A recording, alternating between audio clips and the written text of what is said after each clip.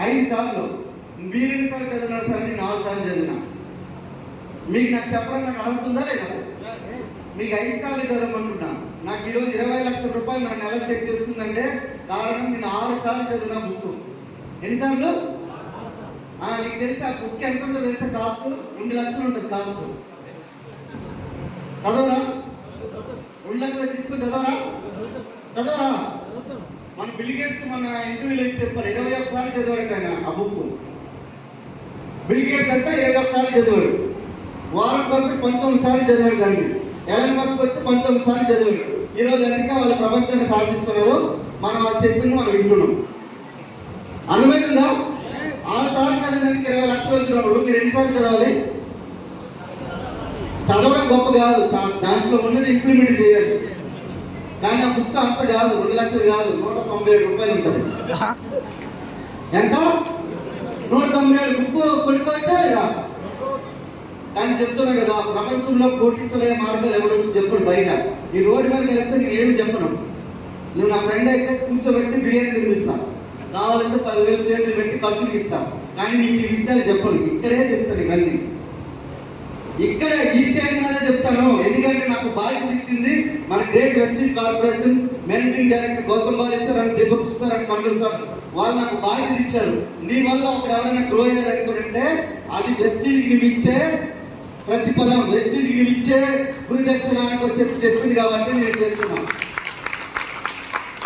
నువ్వు ఎదిగినా నాకు ఏమి రాదు, 1 రూపాయి కూడా రాదు.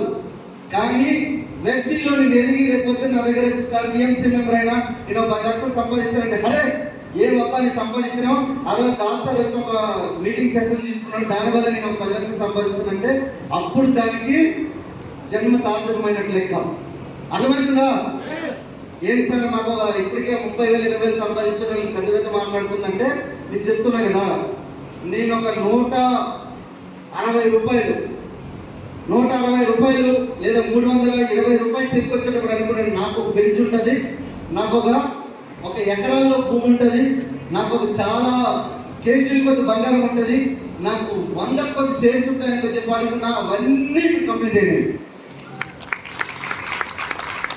అన్నీ కంప్లీట్ అయినాయి. గుర్తుపెట్టుకోండి, అర్థమవుతుందండి. So struggle for life next. So అందరికి కూడా ఆర్థిక ఇబ్బందులు ఉంటాయి, ఉన్నాయా లేవా? ఎంతమంది అప్పు లేకుండా ఉన్నారు ఇక్కడ భూమి మీద? ఒకసారి చేతులు లేపండి. ఎంతమంది అప్పులు లేకుండా ఉన్నారు? ఎంతమంది ఉన్నారు? చేతులు లేపండి. లేరా? అప్పులు లేకుండా, అప్పులు ఇండియా చేతులు లేపండి.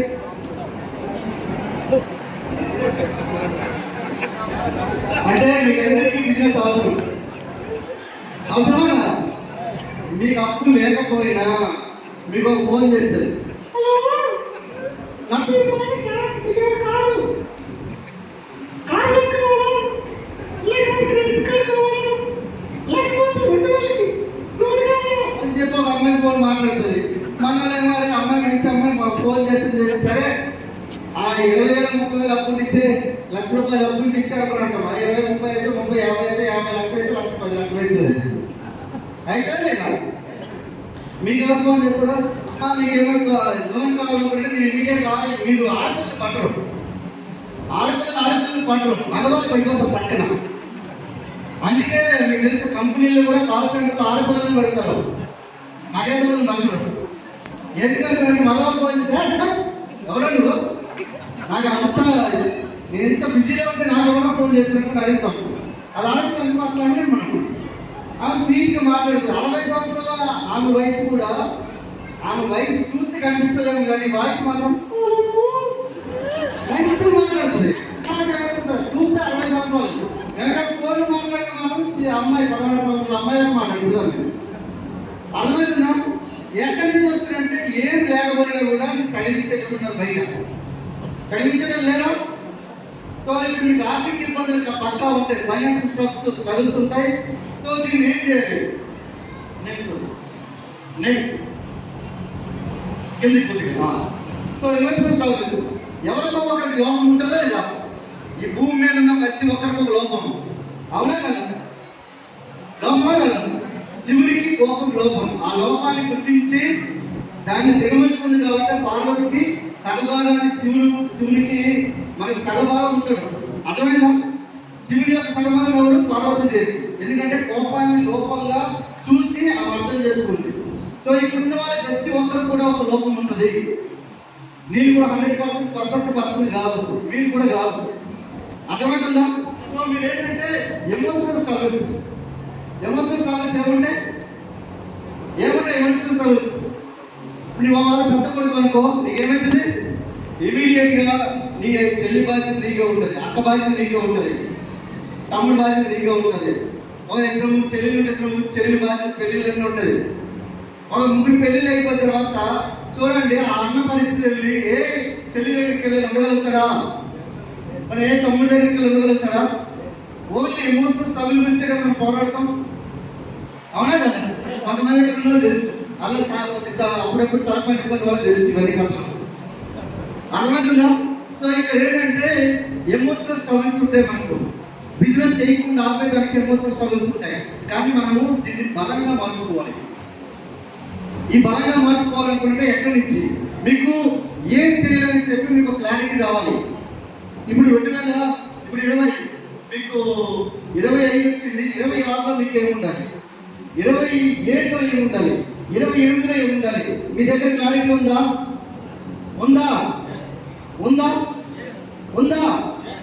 నీ 2025 నాకు ఏం క్లారిటీ ఉండాలి? ఏముందో తెలుసు నాకు. 2025లో నా క్లారిటీ చెప్పమంటారా?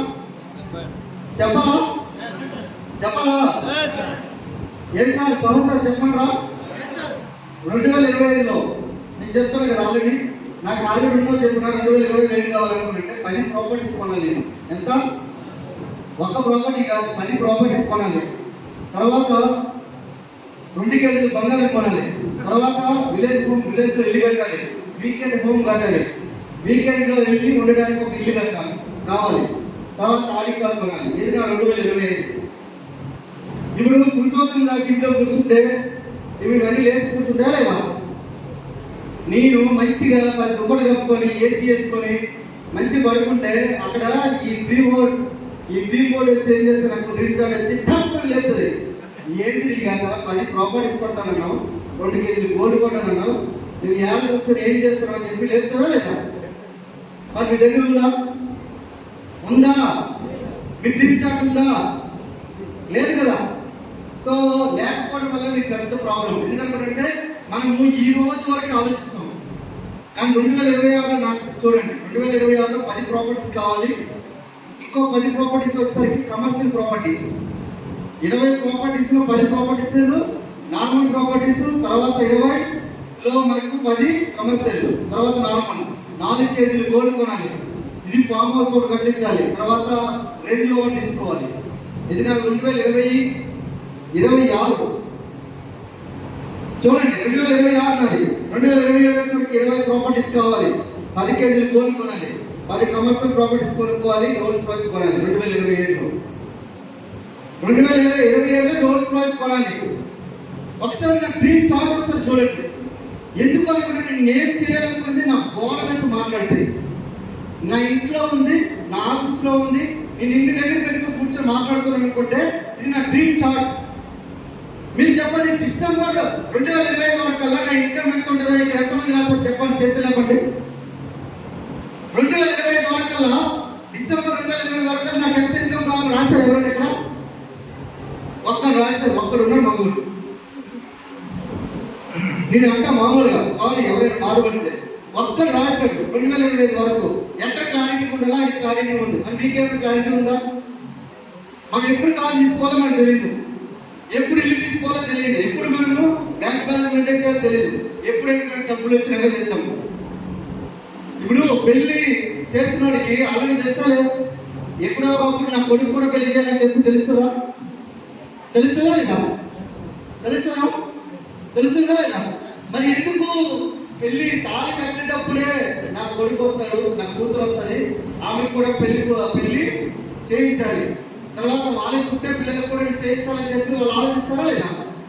ఆలోచిస్తారా? అవునా కదా? మరి మనం ఏం చేస్తున్నాం?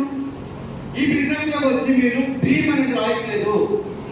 డ్రీమ్ రాయకపోతే మీ బిజినెస్ మీకు డ్రీమ్లో లేదనుకునంటే ఈ భూమి మీద మీరు ఎలా ఉన్నారనుకునంటే ఏ గమ్యం లేని నావ లెక్క.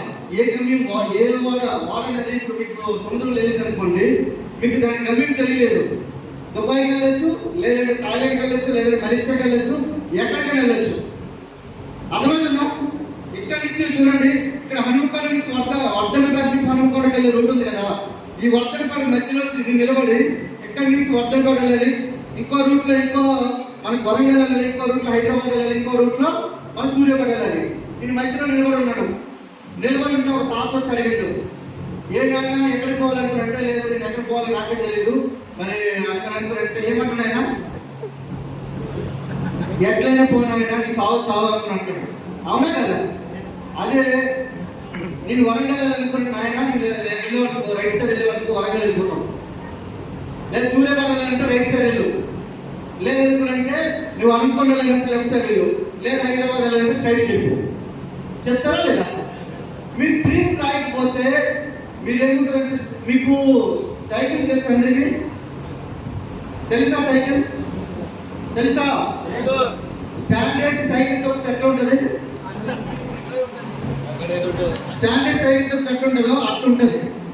ఎక్కడికి వెళ్ళలేదు, అక్కడే ఉంటారు, ఒక దగ్గరే. ఎందుకు అనుకునంటే బికాస్ ఆఫ్ మీరు ఎటువంటి డ్రీమ్ అనేది రాయలేదు. మీ అబ్బాయి చెప్పకపోతే ఒకసారి రాసుకోండి. ఎందుకంటే నేను చెప్తానంటే మీరు ఇంకో బుక్ కూడా రాసుకోండి, లక్ష్యాలు అని ఉంటుంది, లక్ష్యాలు గోల్స్. మీరు ఆ బుక్ కూడా మీకు 200-300కే దొరుకుతుంది. లక్ష్యాలు అనే బుక్ తీసుకొని చదవండి. చదివితే ఈ భూమి మీద మనం ఏదైనా సాధించాలంటే ఫస్ట్ నువ్వు పేపర్ మీద రాయాలి. నీ పేపర్ మీద రాయాలి. ఆ పేపర్లో ఒక కారు అనుకుంటే ఆ కారు ఫోటో తీసుకుని వచ్చి ఫస్ట్ అతికించడం నేర్చుకో. ఆ కారు నాకు రెడ్ కలర్ కారు కావాలి, మారుతి కారు కావాలి, బ్రీజా కారు కావాలి, నాకు ఈ తేదీ కావాలి, ఆ ఫోటో తీసి ఒకసారి అతికించు. అతికించిన ప్రతిసారి నేను ఎవడో వచ్చి నిన్ను సభాసన కారు కొనుక్కుంటే సభాసన కొనుక్కుంటే నీకేం ప్రాబ్లం లేదు, దానివల్ల నీకు కారు ఏం రాదు. ఇంకొకటి వస్తాడు బామ్మతో, లేకపోతే ఇంకెవరో నీ చుట్టం చూపు ఎవరో వస్తాడు వచ్చి, ఏంది నువ్వు కారు కొంటావా, నువ్వు కారు కొంటావా, ముందు సిరిగిన పని ఏదో మంచి బనిని కొనుక్కోరనుకుని అంటారు చూడు, అప్పుడు నీకు అర్థమవుతుంది వాడే నీకు కారు కొనిపిస్తాడు. అర్థమవుతుందా? వాడే నీకు కారు కొనిపిస్తాడు, ఆమె నీకు కారు కొనిపిస్తుంది. ఎందుకు కారు కొనిపిస్తుంది తెలుసా? ఎప్పుడు కూడా మనిషికి చప్పట్లు కొడితే ఎవరు పట్టించుకోరు, చాలా తక్కువ మంది పట్టించుకున్నారు. అదే వాళ్ళు విమర్శించారనుకో అప్పుడు మనలో తయారవుతుంది. ఒక ఎట్లా తయారవుతుంది తెలుసా? మండే అగ్ని గోల లెక్క తయారవుతాం మనం, మండే అగ్ని జ్వాల లెక్క తయారవుతాం, అగ్నికి ఆహు తయారవుతాం మనం. అర్థమవుతుందా? సో డ్రీమ్ మీకు ఇప్పుడు ఈరోజు సాహసాలు ఉన్నారు, బెంచ్ కార్ ఎట్లా కొన్నారు? ఆయన డ్రీమ్ చేయకపోతే కొనుంటాడా? లేదు కదా? అర్థమవుతుందా? మీ డ్రీమ్ చార్ట్ అనేది రాయండి. ఏ తేదీకి ఎప్పుడు రావాలి, 2025 నాకు ఏం కావాలి, 2026లో ఏం కావాలి, 2027 అట్లా ఒక 5 సంవత్సరాలు రాయండి. ఎన్ని సంవత్సరాలు? 5 సంవత్సరాలు. సార్ నేను ఇక్కడ ఎట్లా పడితే అట్లా బిజినెస్ చేస్తారంటే అట్లానే చేసుకోండి. కానీ ఇక్కడ చాలా మంది సీరియస్ పీపుల్ ఉన్నారు, వాళ్ళు మీకు టైం ఇవ్వాలనుకుంటే మీ దగ్గర డ్రీమ్ చార్ట్ అని ఉండాలి. అర్థమవుతుందా? మీకు మీ అబ్బాయిని చెప్పలేదు అనుకోండి, బుక్ తీసి చదవండి, లక్ష్యాలు బుక్ తీస్తే మీకు కంప్లీట్ క్లారిటీ వస్తుంది. అర్థమవుతుందా? కానీ నాకు డ్రీమ్ ఏంటో తెలుసా? డిసెంబర్ 2025 కల్లా నాకు 50 లక్షల రూపాయల చెక్కు గురించి నేను పనిచేస్తున్నాను. 50 లక్షల రూపాయల చెక్కు, 50 లక్షలు రావాలంటే ఇంట్లో గమ్ములు కూర్చుంటే అవుతుందా? నేను హిమాలయానికి తపస్సు చేసుకుంటే అయిపోతా? బయటికి వెళ్ళి పని చేయాలా లేదా? నేను ఎంతమందికి 70 మంది పిఎంసీ మెంబర్ తయారు చేయడానికి ప్లాన్ చేస్తున్నాం విత్ 5 years. 70 మందికి. ఒకసారి ఆలోచించండి, నా డ్రీమ్ అనేది ఎంత గట్టిగా ఉంది. మన మీ డ్రీమే ఉంది. ఒక రోజు 424 రూపాయలు వచ్చినప్పుడే నేను అనుకున్నా, నేను ఒక్కడి గురించి కాదు, నేను కొన్ని లక్షల మంది జీవితాలు మార్చడానికి ఇక్కడికి వచ్చానని చెప్పి అనుకునేటువంటి. అందుకే ఈ రోజు ఇక్కడ ఈ స్టేజ్ మీద మేము మాట్లాడుతున్నాం. అర్థమవుతుందండి? సార్ నీ ఒక్కడినే తిట్టానంటే ఈ బిజినెస్ మీకు కాదు, ఈ బిజినెస్ ఇచ్చిపెట్టేయాలి మీకు కాదు. నేను ఒక్కడినే గ్రో అవుతా, నేను ఒక్కడినే ఎదుగుతానంటే కాదు. నువ్వు వెళ్ళి జాబ్ చేసుకో, లేకపోతే నీ సొంతంగా ఏదైనా బిజినెస్ చేసుకో, అంతేగాని వెస్టీజ్ చేయకండి. ఎందుకంటే వెస్టీజ్ నువ్వు గెలవాలంటే 10 మందిని గెలిపిస్తే తప్ప నువ్వు గెలవలేవు. 10 మంది గెలవలేవు, గెలిపించాలని కూడా ఈజీ కాదు. ఒక్కొక్కరు నీకు అసూయతో ఉంటాడు, ఒకడు జ్వలసీతో ఉంటాడు, ఒకడు కోపంతో ఉంటాడు, ఒక్కొక్కరికి ఒక్కొక్క లోపం. ఒకరికేమో అమ్మాయిలంటే లోపం ఉంటుంది, ఒకరికేమో కోపం అంటే లోపం ఉంటుంది. రకరకాల లోపాలను మనం అధిగమించి చేయాలి. లేదంటే ఆడపిల్లలు కూడా రకరకాల ఒకరిని చూసి ఈర్ష్య ఉంటుంది. అలాంటి వాళ్ళని కూడా తీసుకుని వచ్చి ఇక్కడ మనము గ్రౌండ్ చేయాలి, యూసీడీ చేయాలి, ₹1,00,000 ఇన్కమ్ ఇప్పించాలి వాళ్ళకి. అంటే వాళ్ళకి ఒక సిస్టమ్ తీసుకొని వచ్చి వెస్టేజ్ ఇక్కడ ఆల్రెడీ రెడీ చేసి పెట్టింది. ఆ రెడీలోనే మనం తయారవ్వాలి. అర్థమవుతుందా? అర్థమవుతుందండి. ఇవి ఎక్కడి నుంచి అంటే ఎమోషనల్ స్ట్రగుల్స్ మీరు ఫేస్ చేయాలి. అర్థమవుతుందా? Emotional struggles. Next personal struggles. ఎంతమందికి పర్సనల్ స్ట్రగుల్స్ ఉన్నాయి? ఎంతమందికి ఆరోగ్య సమస్యలు ఉన్నాయి? ఏదో ఒక సమస్య ఉంటుందా లేదా? కొంతమందికి ఇప్పుడు నాకు ఏ సమస్య ఉండేదంటే నాకు ఆస్తమా సమస్య ఉంది, నాకు శ్వాస సరిగా కాదు, ఒకవైపు శ్వాస ఆడుతూ రెండు వైపు ఆడదు. ఇది నీకు చెప్పుకొని ఎంతమందికి బాధపడాలి? నేను ఎంతమంది బాధపడతాను? చాలా మంది అంటారు, సార్ నాకు నువ్వు చెప్తే ఎప్పుడనట్లేదు, నువ్వు చెప్తే ఎవరైనా మనుషులు వింటారేమో, నేను చెప్తే నా ముఖ్యమైనది, నాకు నీ చెప్తే నా ముఖ్యంగా వినపడదు. నీకు ఈ ముక్కులో 2 రంధ్రాలు నీ బాగా మీకు వింటున్నాయా లేదా? మీరు దేవుడు మీకు మంచి చేసినట్ట కాదు. మళ్ళీ దేవుడు తిట్టుకుని కూర్చోవాలా? ఎందుకు నాయన నాకు ఆస్తమా ఇచ్చావు, నేను ఎట్లా చేయాలని చెప్పి అనుకోవాలా? కానీ నేను చేసినప్పుడంటే రెగ్యులర్గా ఒక అర్ధగంట సేపు ప్రతిరోజు యోగా చేస్తాను. యోగా చేస్తాను కాబట్టి నా శ్వాస నా కంట్రోల్ ఉంటుంది. అర్థమవుతుందా? మన దగ్గర రెస్పో కేర్ ఉంది, ప్రతిరోజు చేసుకుంటా. నాకు బయట నుంచేమో వెస్టీజ్ సపోర్ట్ చేస్తుంది, లోపల నుంచేమో యోగా సపోర్ట్ చేస్తుంది. సో ఇప్పుడు నేను ఈరోజు మీ ముందు, సార్ నాకు ఆరోగ్య సమస్య ఉంది, బీపీ ఉంది, షుగర్ ఉంది, ఇట్లా చాలా మంది చెప్పేటప్పుడు ఉంటే నేను చెప్తున్నా, ఏదో ఒక సమస్య ఉన్నదంటే మీరు పోరాడాలి. అర్థమవుతుందా? ఏది లేదనుకుంటే మీకు దేవుడు ఇచ్చిన వరం, అది మీ ఆరోగ్యం. అర్థమవుతుందా? దేవుడు ఇచ్చిన వరమే కదా. ఇప్పుడు ఇద్దరు మనకు ఒకరు కనిపించారు, ఒక ఆయన మనకి కింద వికలాంగులు, ఆయన కాళ్ళు చేతులు సరిగ్గా పనిచేయదు. ఒకవేళ చూడండి, ఆయన ఎంత ఆత్మవిశ్వాసంతో వచ్చి మీటింగ్లో కూర్చున్నాడు. కొంతమంది ఇక్కడ మీటింగ్లో కూర్చోడానికి కూడా రోగం మనకి, మీటింగ్లో కూర్చోడానికి కూడా రోగం మనకి. వాళ్ళు ఏం బిజినెస్ చేస్తారు, ₹1,00,000 ఇన్కమ్ సంపాదిస్తారు వాళ్ళు. అలాంటి రోజులు మనం ఇంకా టైం వేస్ట్ చేస్తాం కొంతమంది. నేను చెప్తాను కదా, పక్క ఇక్కడి నుంచి అవసరం లేదని చెప్పి డైరెక్ట్ చెప్పేస్తారు. ఎందుకంటే నీ గురించి నా పిల్లల టైం పక్కన పెట్టి, నా తల్లిదండ్రుల టైం పక్కన పెట్టి నీ దగ్గరికి వచ్చి టైం ఇస్తున్నాం అనుకున్నట్టు నీ అప్లైన్స్ సాబు సార్ కానీ, ఈశ్వర్ సార్ కానీ, మన సుబ్బారావు సార్, సుధాకర్ సార్ కానీ, ఇక్కడ చాలా మంది లీడర్స్ మీ గురించి టైం ఇస్తున్నారు అనుకున్నట్టే అది మీ వరం. అర్థమవుతుందా? సార్ ఇక్కడ చాలా మంది అనుకోనంటే అంటారు, తల్లిదండ్రులు ఇద్దరు పడుకొని వాళ్ళ సుఖం గురించి మమ్మల్ని కన్నారు అనే వాళ్ళు కూడా ఉంటారు. దౌర్భాగ్యం అది. నేను అప్లైన్కి వచ్చిన తర్వాత అప్లైన్ గ్రో అయినటువంటి కూడా ఇక్కడ ఉంటారు. అట్లా కాదు ఫ్రెండ్స్. వెస్టీలో నాకు మా అప్లైన్కి మా great chief mentor SP Balayya సార్కి నాకు మధ్యలో 7 మంది డీసీలు ఉంటారు, ఒక డీసీలు ఉంటారు. అర్థమవుతుందా? Doctor SP Balayya sir income 1 crore ఎక్కువ ఉంటుంది. ఆ తర్వాత సెకండ్ హైయెస్ట్ ఇన్కమ్ ఎన్నర్ నేనే. మరి 8 మంది డీసీ, 7 మంది డీసీడీలో ఒక డీసీడీ ఉన్నారు. మరి ఎట్లా సార్ అంటే సంబంధం లేదు. వెస్టీజ్ ఎవరు పని చేస్తే వాళ్ళకి డబ్బులు వచ్చేటట్టు సెట్ చేసింది ప్లాన్. అర్థమవుతుందా? అర్థమవుతుందా? మీరు ఒక్కసారి చూడండి, ఒక్క ₹10,00,000 విత్డ్రా చేసి ఇక్కడ పెట్టండి, మీకు ఎట్లా అనిపిస్తుంది? కడుపు ఇండిగా ఉంటుందా లేదా? ఉంటుందా? అదే 10 రూపాయలకి మీ అకౌంట్లో వస్తే బాగుంటుందా లేదా? మరి అది రావాలంటే మీరు ఎన్ని రకాల త్యాగాలు చేయాలంటే అన్ని రకాల త్యాగాలు చేయాలి. ఏం త్యాగం చేయాలి తెలుసా? భర్త కన్నప్ప లేక మీరు ఒక కన్ను తీసి కన్ను పెట్టేయాలి, ఒక కన్ను తీసేయాలి. ఎంతమంది రెడీ ఉన్నారు ఇక్కడ? ఒక కన్నుని సాక్రిఫైస్ చేయాలి. ఎంతమంది రెడీ ఉన్నారు? కన్ను తీసేస్తే నీకు 10 లక్షలు నెలకి చెక్ వస్తుంది.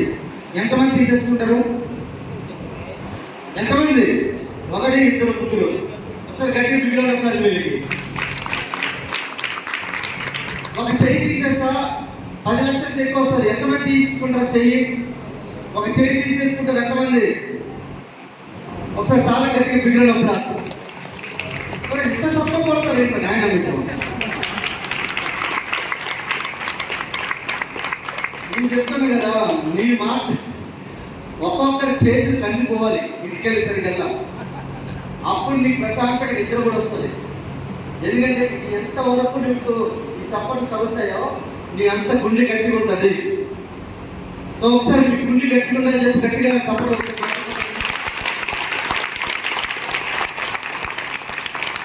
నా గుండె గురించి కాదు అనుకున్నారు, కృష్ణదాస్ గుండె బాగుంటుందని చెప్పి, నా గుండెకి బాగుంటుందని చెప్పి చాలా మంది అనుకుంటున్నారు. ఎందుకంటే దాస్తారు అంటే మాకు ఎలాగైనా 10-20 లక్షలు చెప్పి వచ్చేస్తుందని చెప్పి వాళ్ళు రెడీగా వాళ్ళు దేవుడిని ప్రార్థన చేస్తున్నారు. అర్థమైందా? మీ గుండె బాగుండడానికి పట్టమంటున్నాను నేను. అర్థమైందా? ఒక మనిషి మంచివాడైతే మనకి ఎలా ముందుకెళ్తుందో, ఈ ప్రజల మధ్య మంచిగున్నాడు కాబట్టి దేశం ముందుకెళ్తుంది. అవునా కదా? అలానే ఒక లీడర్ మంచిగున్నాడు అనుకో ముందుకు వెళ్ళిపోతాం. సో అట్లాంటి లీడర్ ఒకసారి సునీల్ సార్ ఒకసారి గట్టిగా బిగుడకు.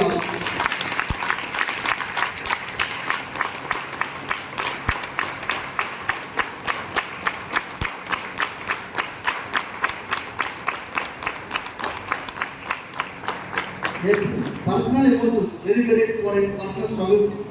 ఈ స్ట్రగుల్స్ని మీరు హ్యాండిల్ చేయాలి. మీకు ఏదైనా ప్రాబ్లం ఉంది, ఆ ప్రాబ్లం మీకు పర్సనల్ స్ట్రగుల్స్ మీకేమో వస్తాయి, అట్లాంటివి మీరు హ్యాండిల్ చేయాలి. అర్థమైందా? నెక్స్ట్ సార్, జీవితం ప్రతి ఒక్కరికి సమస్యలు ఉంటాయి. ఎంతమందికి సమస్యలు ఉన్నాయి? ఇక్కడ ఉన్న చేతులు లేకపోతే ఒకసారి సమస్యలు ఉన్నాయా? లేవు అనుకునంటే మీరు, నేను చెప్తాను కదా, ఎవరికి లేవు సార్ అనుకునంటే ఒకరికి ఈ భూమి మీద ఉంటుంది. ఎవరికి లేవు చెప్పండి? తెలీదా? శ్మశానంలో శవం తప్ప అందరికీ సమస్యలు ఉంటాయి. అర్థమైందా? ఈ భూమి మీద మీరు బ్రతుకున్నంత వరకు సమస్య ఉంటుంది. మీరు అనుకున్న వాళ్ళకి చెప్తాను కూడా. అయితే మీరు ఎట్లా ఇక్కడ సక్సెస్ కావాలంటే చెప్పేవాడికి సాగు దొరుకుతుంది, చేసేవాడికి పని దొరుకుతుంది. అర్థమవుతుందా? నాకు సాగు చెప్పడానికి చాలా ఉన్నాయి. ఎందుకు ఉన్నాయనుకుంటే మీరు అనుకోవచ్చేమో, సార్ నాకు డబ్బులు ఏం లేవు కాబట్టి మీటింగ్ హాల్లో కూర్చున్నాను. ఓకే, మీకు పర్వాలేదు. నా దగ్గర నాకు ఊర్లో 2 ఇల్లు ఉన్నాయి, ఇక్కడ ఇల్లు ఉంది, 2 కార్లు ఉన్నాయి, పనులు ఉన్నారు, పని చేయడానికి చాలా ఉన్నాయి. నేను ఇక్కడ కూర్చుంటే తిని తరగకుండా ఉండడానికి కావాల్సిన షేర్స్ ఉన్నాయి, బీభత్సమైన ఆస్తులు కొనేసిన ఎకరాల కొద్ది. ఇవన్నీ చేసుకుని కూర్చున్నా కూడా ఇంట్లో నుంచి బయటకు వెళ్ళాలంటే అంత ఈజీ కాదు. అలాంటివి కూడా ఒక 10 సార్లు ఫోన్ చేసి, సునీల్ సార్ రండి సార్, మీరు ఒకసారి వస్తే మా వాళ్ళ జీవితం కొద్దిగా బాగుపడుతుంది. ఎవరైనా ఒక్కరి జీవితం బాగుపడినా కూడా మీరు మీ పేరు చెప్పుకుంటే సార్ అనుకోండి. 10 సార్లు ఫోన్ చేసి ఉంటాను నాకు. ఒకసారి ఆలోచించండి. మీ గురించి ఒక ప్రాణం కొట్టుమిట్టాడుతుంది అనుకోండి. ఒకసారి ఆలోచించండి. ఆయనకి ఏం చేయాలి? మనం ఏం లేదు. వర్తక దాంట్లో ఒక చెప్తాను, 100 కార్లు అన్వీల్ చేస్తే బాగుంటుందా లేదా? అది చేయాలంటే ఫస్ట్ ఆఫ్ ఆల్ మీరు ఫస్ట్ ఏం చేయాలనుకోండి, నేర్చుకుంటూ స్టార్ట్ చేయాలి. అర్థమవుతుందా? So very important. ప్రతి ఒక్కరి సమస్యలు ఉంటాయి. సమస్యలు మీరు బలంగా మార్చుకోవాలి. ఎలా సార్ బలంగా మార్చుకోవాలని చెప్పి నేను క్లారిటీ ఇస్తాను. చూడండి, నాకు డిపార్ట్మెంట్లో ఫస్ట్ మార్నింగ్ 6 గంటలకు ఉద్యోగానికి వెళ్ళేటండి. 6 గంటలకి, ఎందుకంటే 6 గంటలకు పెట్టి కేసులు ఉంటాయి. అప్పుడే తాగేటోళ్ళని పట్టుకొని వచ్చి పోలీస్ స్టేషన్ కూర్చోబెడతాం. నైట్ అంతా కూర్చోబెట్టే వాళ్ళకి 6 గంటల నుంచి 7 గంటల మధ్యలో ఎవరైనా పెట్టి కేసు ఫైన్ కట్టారా? ఎవరు కట్టలేదు? ఇక్కడ కట్టలేదా? సిగ్గుపడుతుంటారేమో. నేను ఎందుకు అనుకున్నానంటే, మీరు ఒకవేళ ఎక్కడైనా బహిరంగంగా సిగరెట్ తాగినా, లేదనుకుంటే మీకు మందు తాగినా, లేదనుకుంటే ఎక్కడైనా బహిరంగంగా మూత్ర విసర్జన చేసినా కూడా మీకు పూజింగ్ కేసెస్ అంటారు, పెట్టి కేసెస్ అంటారు. ఆ కేసెస్ 6 నుంచి 9 వరకు ఉంటాయి. అవి చేయాలి. మళ్ళీ 9 నుంచి 10 రిలాక్స్ అవ్వాలి. నేను ఇంటికి వెళ్ళి భోజనం చేయాలి. చేసిన